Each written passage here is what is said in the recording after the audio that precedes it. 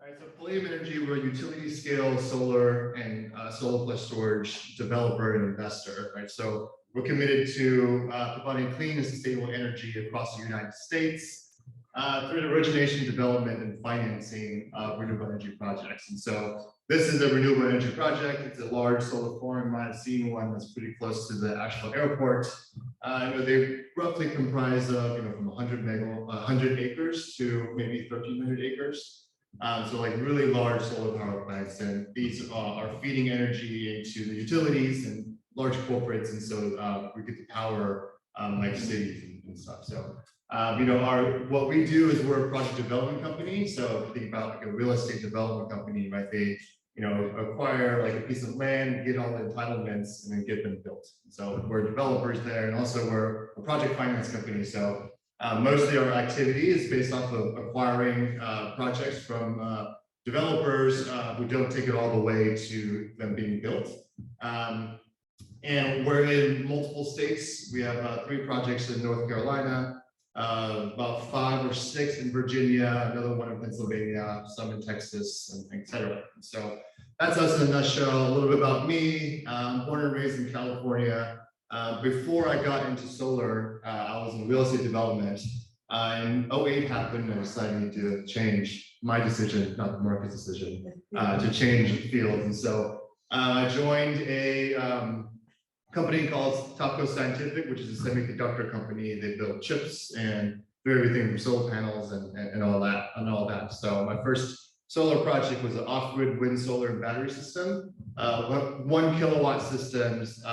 We shipped about 500 units across rural Africa and rural Asia, and so we saw lights turn on where lights were never turned on before. So fell in love with solar there.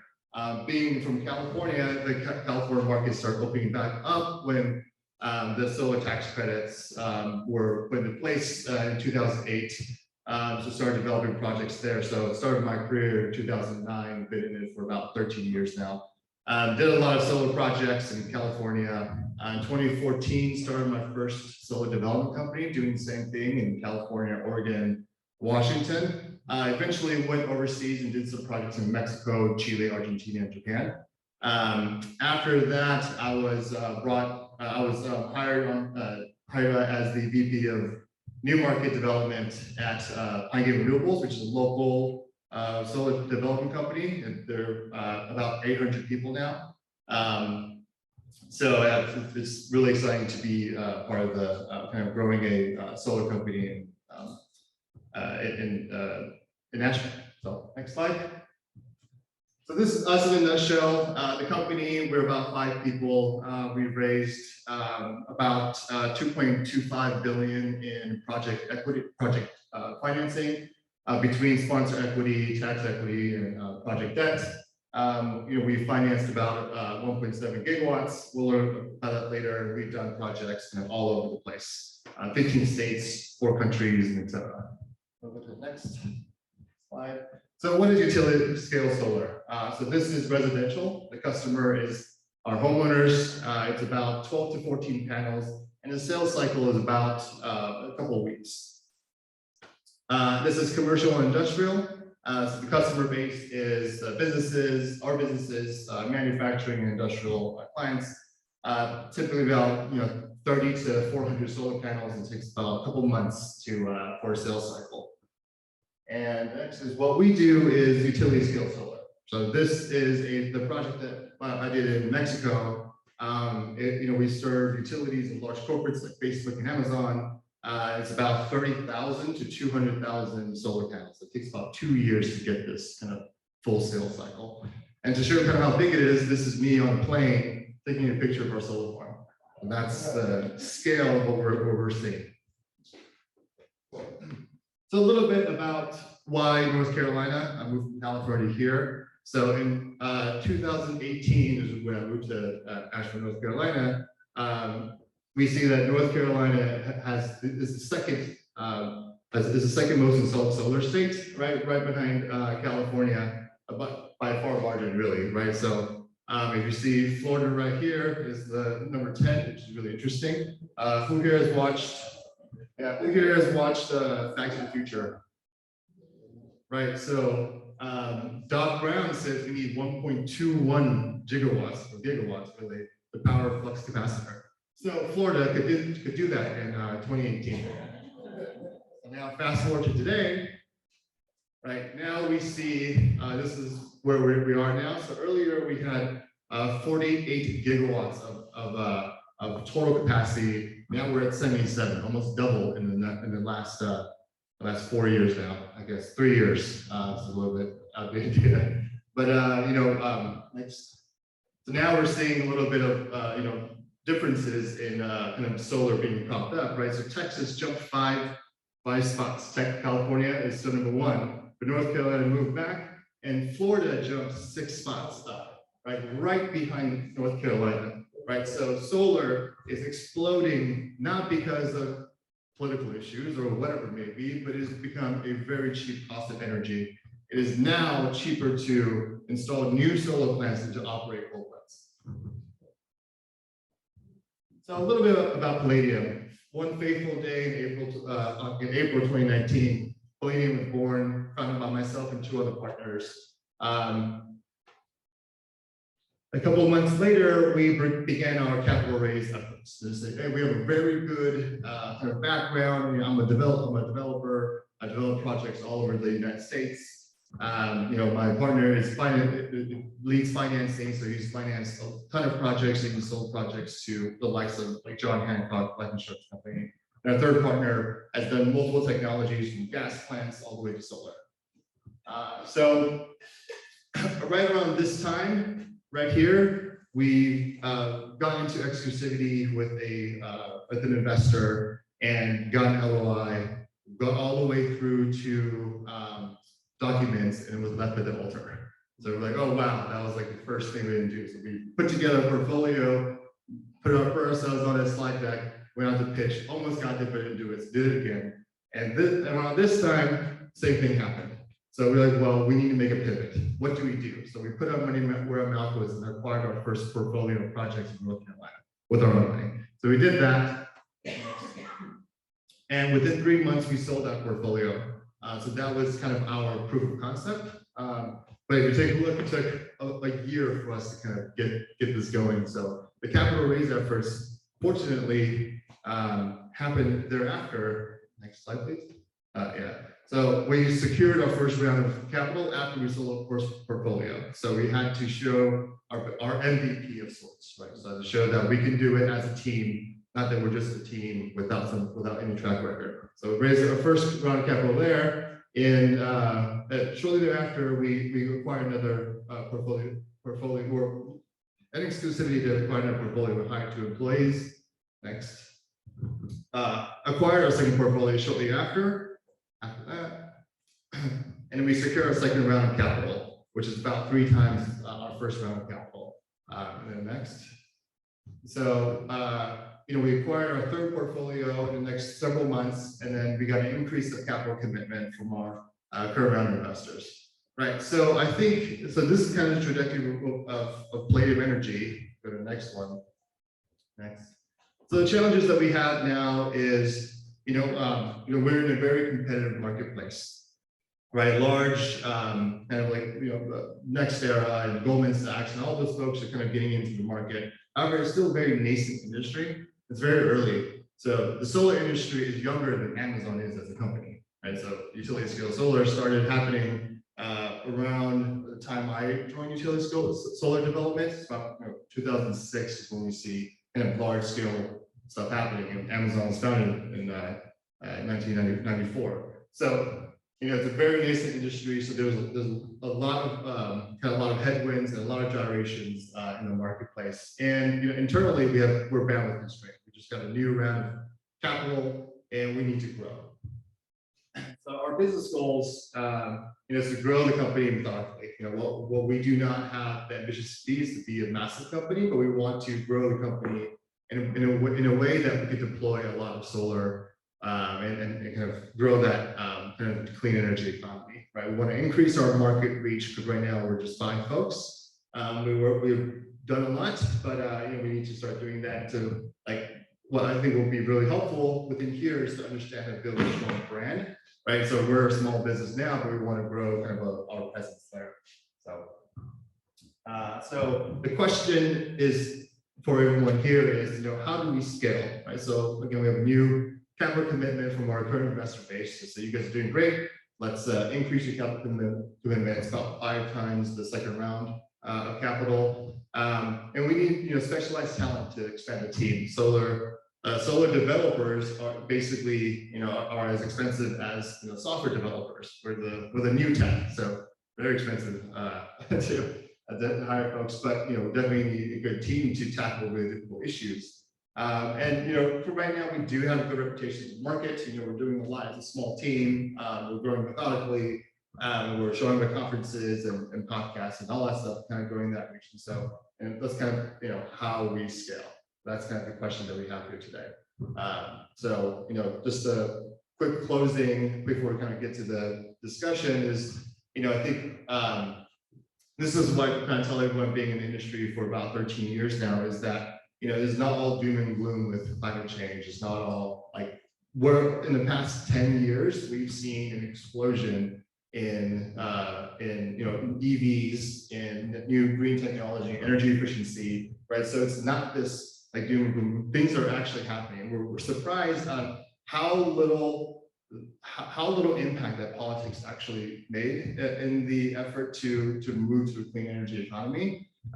Without much government intervention, Tesla propped up and made EVs extremely good looking, right? And so we see the economy grow up and a lot of companies are starting up. And so, I think there are a lot of ways to participate in the clean energy economy and not feel like your efforts are to waste. At least I don't feel like mine are. So that's it for the presentation.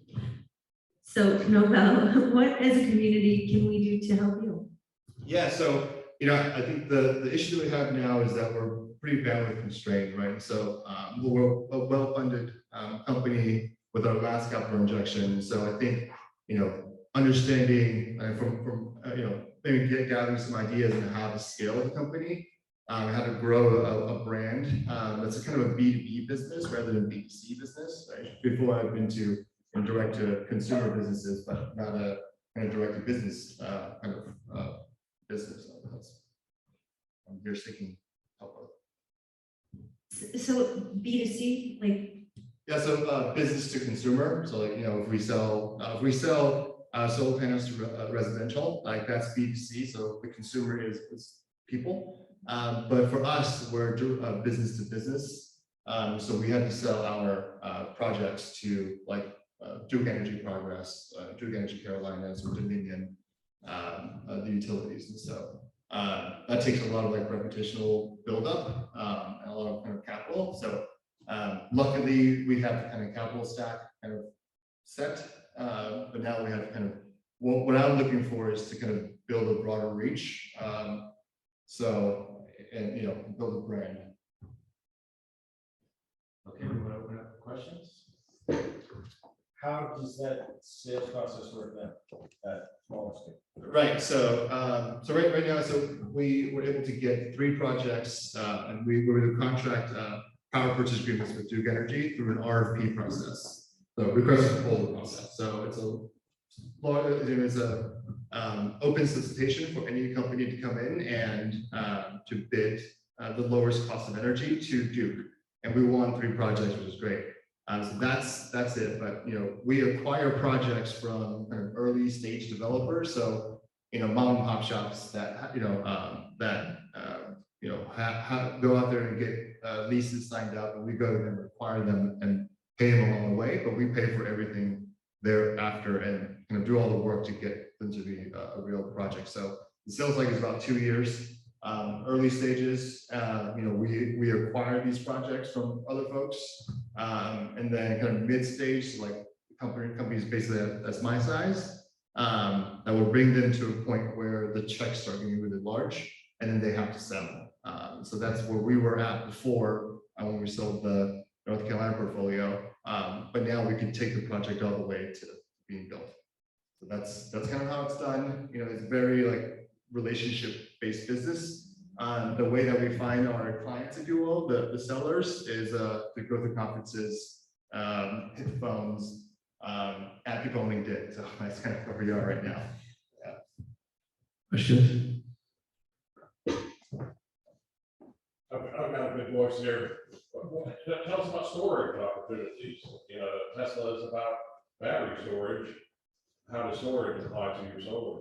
Half of our portfolio of projects now are solar plus storage projects. So the thing about solar is that it's intermittent, right? So whenever the sun is shining, you know the energy is producing.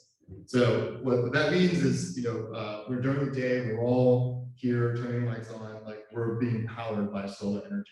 However, at night, when we're all at home watching TV, that is powered by something else. And so to get us to a place where we could shift that energy and use it for emergency services, or like shift energy all the way to the night, we need battery storage. But that's the next frontier of renewables. So great question. Yeah. Thank you. I was just wondering, seeing how batteries have problems as far as resourcing battery materials, and they usually come from fairly unstable countries. Have you thought about hydrogen? Yes, hydrogen is something that we're definitely looking into. We did submit a proposal for a hydrogen project, and so there are multiple. There's a color spectrum of hydrogens. There's gray hydrogen, which is creating hydrogen from natural gas, and then there's green hydrogen, creating hydrogen from solar or renewable power. And so that's something that's definitely looking into. I think with hydrogen, the difficulty is the feedstock, getting it from where it's being produced to where it's going to go. And so the infrastructure needs to be there. So the natural fit is where natural gas lines are now to run these lines alongside gas lines. So there's definitely something we're interested in. These are large projects. There's only a 20 megawatt project installed today. And so that's enough to power maybe, 100 homes or so. So I think, what we're doing now with solar is building it at scale.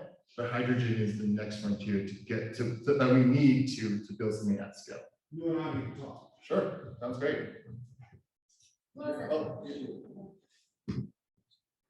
Hi, so I was wondering about the longevity of a panel, and if something happens to it, is it recyclable, or what do you do if you need to replace a panel? What happens to that panel? What is any of it break down, or is there a thought process around that? Yeah, that's a good question, and we have data to kind of back that now, right? So the first solar panels that were installed ever are still running.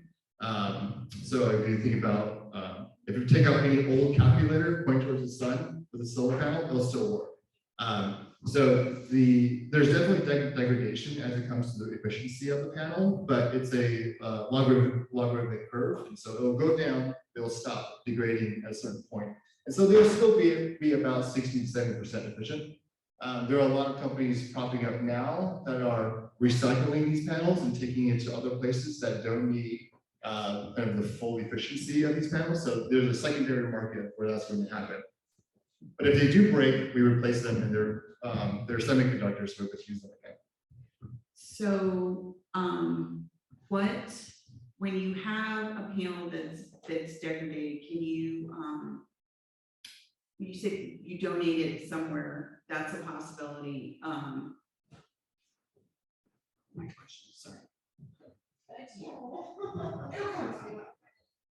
I'll give it right back.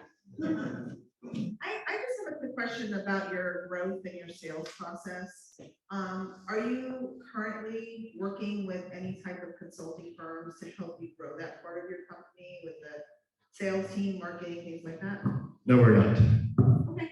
Right. So right now it's been me on the front line. So my role is business development and commercial strategy. And so that's my role, and it's been me so far, mostly on LinkedIn and joining podcasts and hitting conferences. And so, no, I do not have a firm to start. Okay.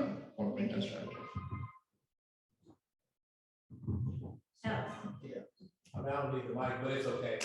So When it comes to internal bandwidth constraints, you said that capital was not one of your problems, if I'm hearing you right. So what would you say would be, your top priority on those internal bandwidth? Is it market presence? Is it getting out there and going to networking events and meeting new people? Or is it something else that's also stopping you, maybe on the administrative side, whether you payroll, back office, any of those things?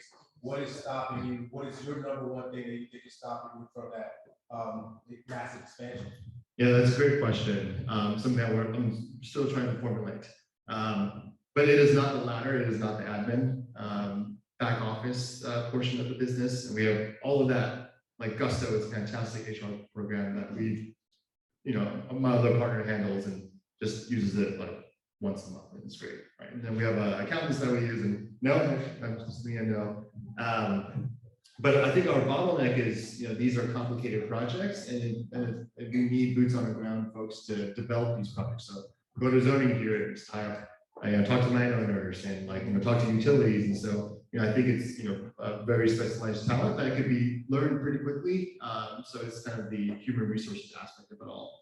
But yes, eventually a sales team will be necessary. But today we're actually turning down projects because we have that bottleneck. The development bottleneck. What type of strategic alliances do you currently have, or are you looking for that will help you get through that?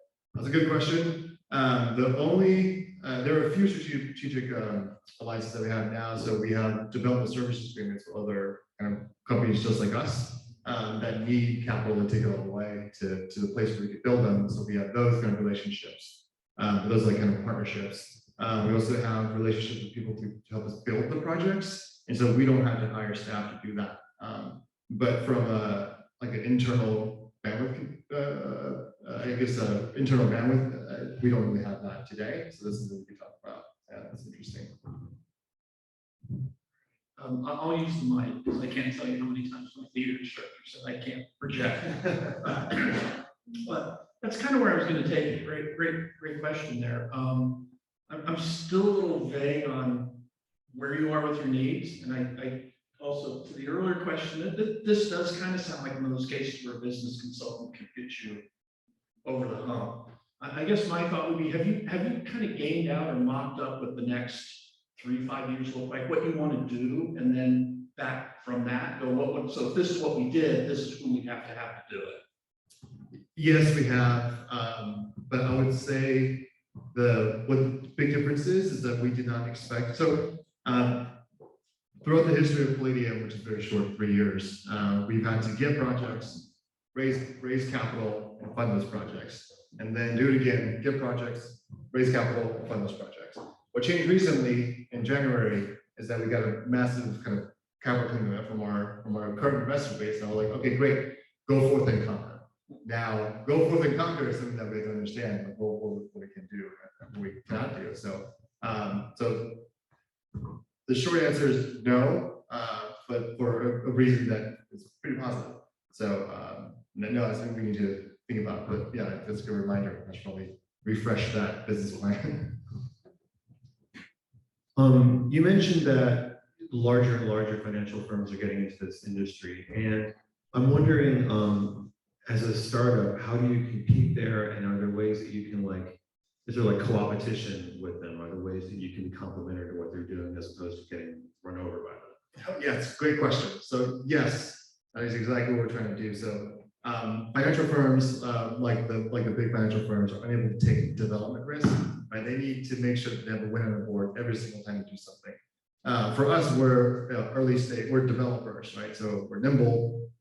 We can move on opportunities pretty quickly, and we're able to take risk. And our investors have said, great, the return that we've got so far, you're able to go and take more risks. And so that's the differentiator. We move quickly. We can do a lot of things that may not pan out, and so we have the freedom to kind of experiment with different markets, different projects, with different partners.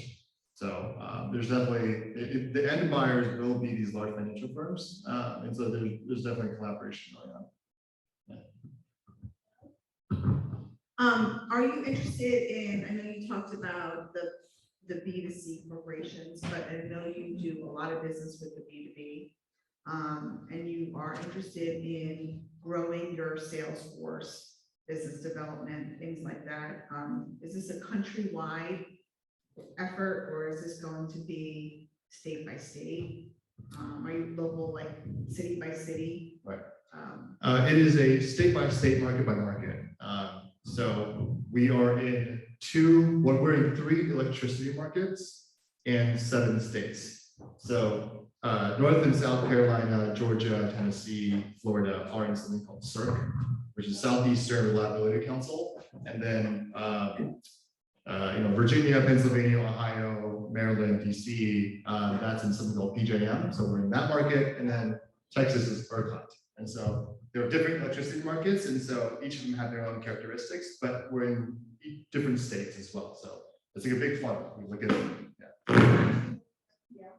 We don't work with FPL. They're very closed and do everything on their own. So the 7 gigawatts that you saw, most of that is them developing themselves. Yeah, which is a very impressive feat.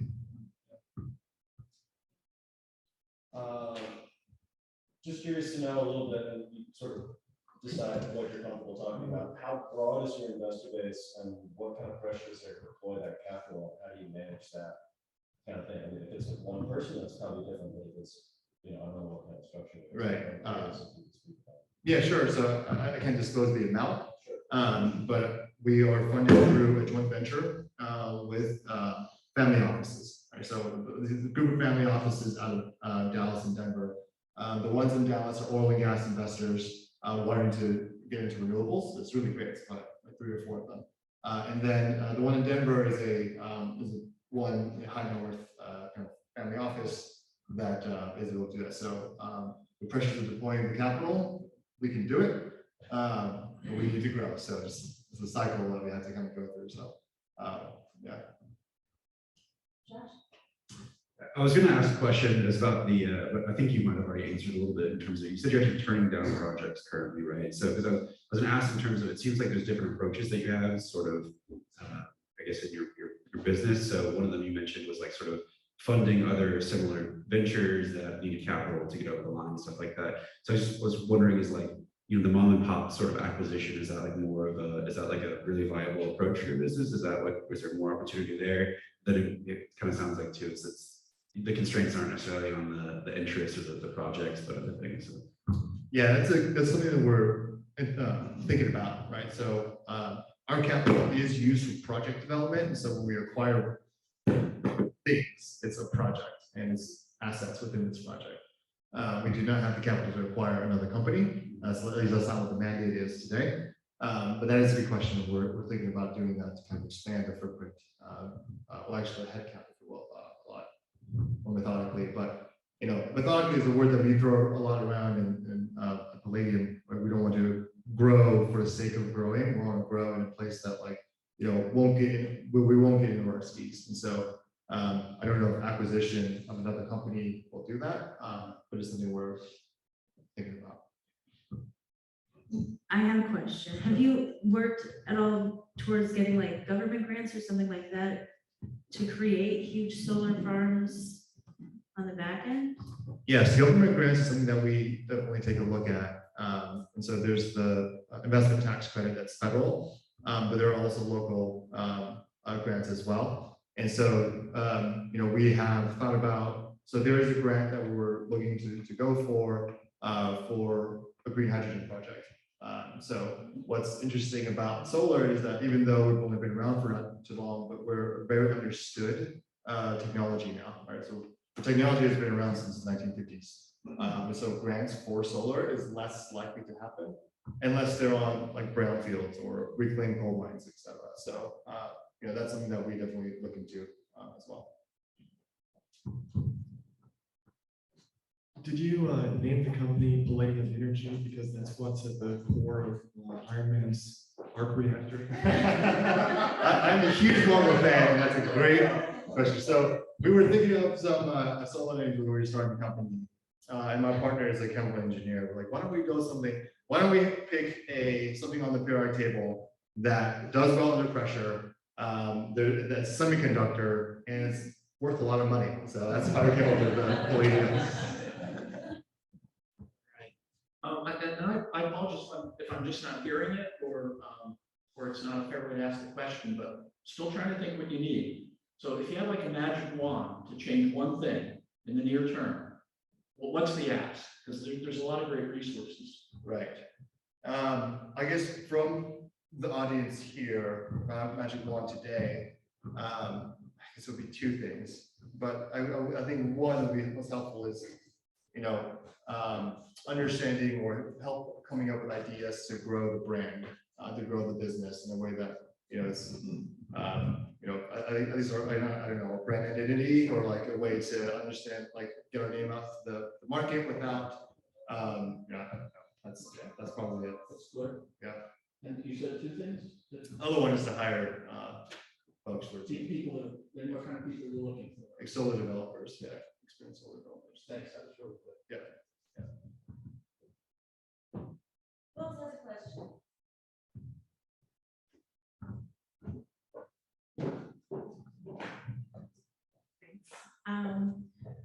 I was just wondering, like on that talent end, what kind of education does somebody need to do this work? And have you considered partnering or like having a presence at the different universities near where maybe some of your offices are? That's a very good idea. I like that quite a bit. Well, solar development, I would say, is not, it's difficult when the challenges happen. But luckily, the solar developers on our team were also natural gas developers. And so the opposition to building natural gas is a lot heavier than solar. So we'll have like the ability to train. So it's really good. But so far, I mean, most business degrees, legal degrees, environmental degrees, and all of that. So that's kind of where we're at. But that's a very good, Yeah, I would encourage you to develop those kinds of partnerships for sure. They're definitely like career centers at universities that you can connect with. And just try to get in with these young people who for sure. have all these innovative ideas. And then my other question was like, kind of, once you get that talent portion settled, do you think about going for government contracts at the local or state level? Government contracts is a little difficult for a company like us. We're quasi-governmental, right? So all of our projects are, we contract with folks like Duke Energy, so they're a government regulated entity.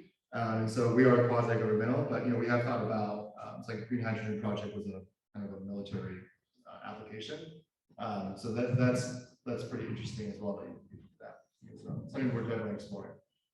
Yeah, I just wanted to note, the city of Asheville is going to have a lot of opportunities coming up with its renewable energy goals, and there's a solar lease project out right now. I don't know if it's like the right fit for you necessarily, but definitely with the city of Asheville, there's a lot going on. Interesting. That's good. Yeah, North Carolina has something called the Green Source Advantage Program, where you could contract a power purchase agreement with solar. I've got a question. So, how quickly does your technology expire? Like, the iPhones are done by the time they're already out. So, like, how quickly does, from programming to, hardware to all of that? Yeah, so the green energy space has a lot of innovation, What these semiconductors, they get more efficient as they go, and cheaper as they go, right? But that doesn't mean that we should pause the brakes and wait for innovation to happen to do it, right? For example, Tesla came out with a very, $100,000 car, because they need to get something in the market that's a bit more expensive to start funding it. And Wright's law tells us that for every doubling of production, that same production thereafter is 20% cheaper or more efficient. So we're developing solar at a rate where we're seeing that happen, right? So in 2009, when I installed a 1 megawatt system, it was $5 per watt, or about $5 million. And then today it's about $1 a watt, about $1 million, right? But we wouldn't stop in 2 years from now, it's gonna be even cheaper and cheaper and cheaper. But the reason it's become cheaper is because of how much we're utilizing it and using it and deploying and funding innovation and all that. So happens very quickly. So, And my next question is, I guess, more philosophical. As an entrepreneur, I'm fueled by passion, and it sounds like you're very passionate about that. But my passion always also like makes me want to like eat at my big hairy goal until I've consumed everything in my path. And it sounds like you're so methodical. How do you maintain the balance between the two? You know, being super passionate, and then also like caging yourself to pace. yeah, this is that's a very good question. It's something I struggle with quite often.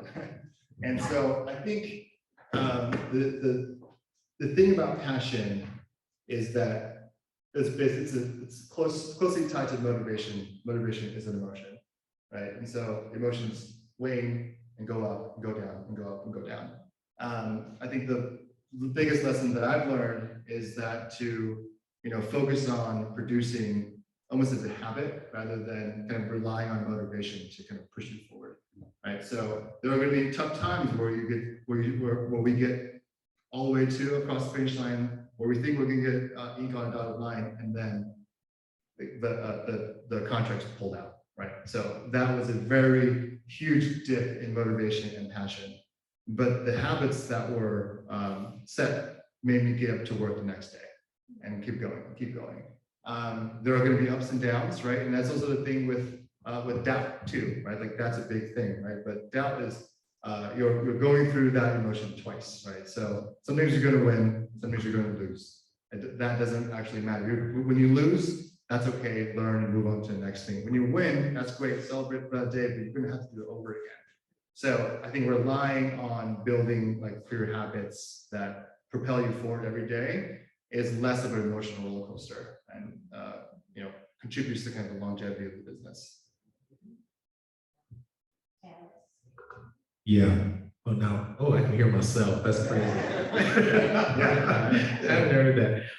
So my question to you is, I know that you're doing a lot of business to business. Are you affiliated with the local Asheville Chamber of Commerce? What does that look like for you? And have you expanded into, you're in 7 different states. There's a chamber in every single state. You look like you're pretty young. So there's a market there for the young professionals at Asheville. I know we have that here, but there's subdivisions all over the nation with that. How much are you penetrating into the actual Chamber of Commerce to get your brand, get your name out there, and maybe even make associations with business to business owners, right? Who are probably looking for different ways to funnel their business or to even have their business electrically provided or that type of stuff. So what is it that you're doing in that arena? Yeah, so it seems like a 2-part question. The first part was like Chamber of Commerce and government relations, essentially.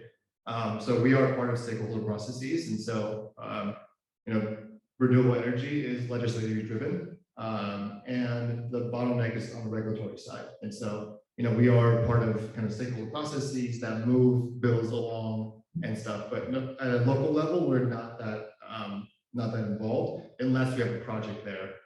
Then we start getting involved in the community, understanding their needs, so that we don't build a project that's just there and they don't like to see it. So for example, a project that we have in Stokes County, we're using pollinator friendly vegetation. And that's something that we work with the county with because that's important to them. And so we're very localized when it comes to a place where we can invest dollars into. So there's that. But I like the idea of working with kind of Asheville Commerce and other places and kind of expand that network. So that's interesting. Second one is you're saying kind of like maybe partnerships with other businesses that want to see that happening to incorporate renewables into their I guess energy mix or so. We are working with a few businesses, but not a lot of them. Our customer base is utilities and large corporates, so like Facebook and Amazon. We would power like a data center. So that's we're working that angle for sure. But the first one is something that's like highly targeted towards projects. Great answer.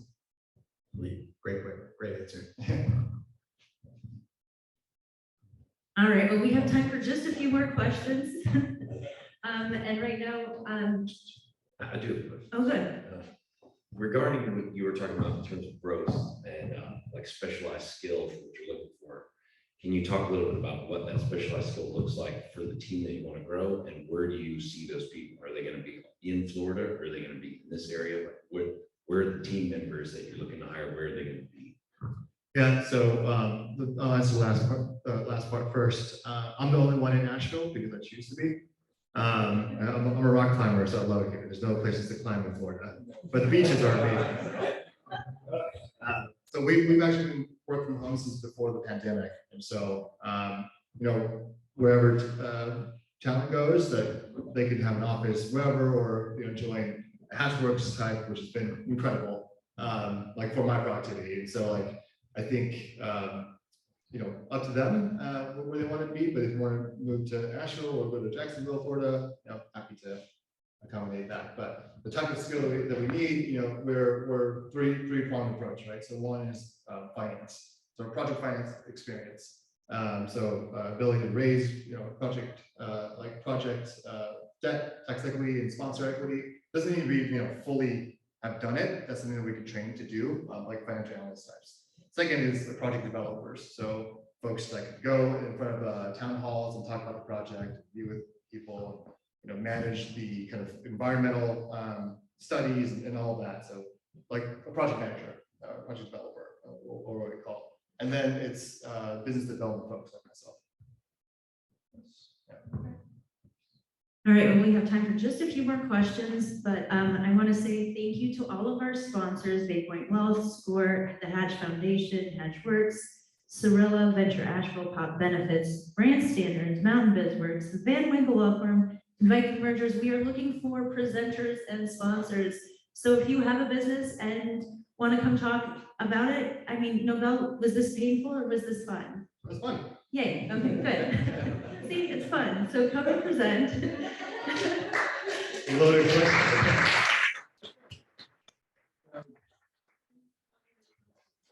All right, so we have time for, I think, 2 more questions. Anyone? Obi, do you got anything?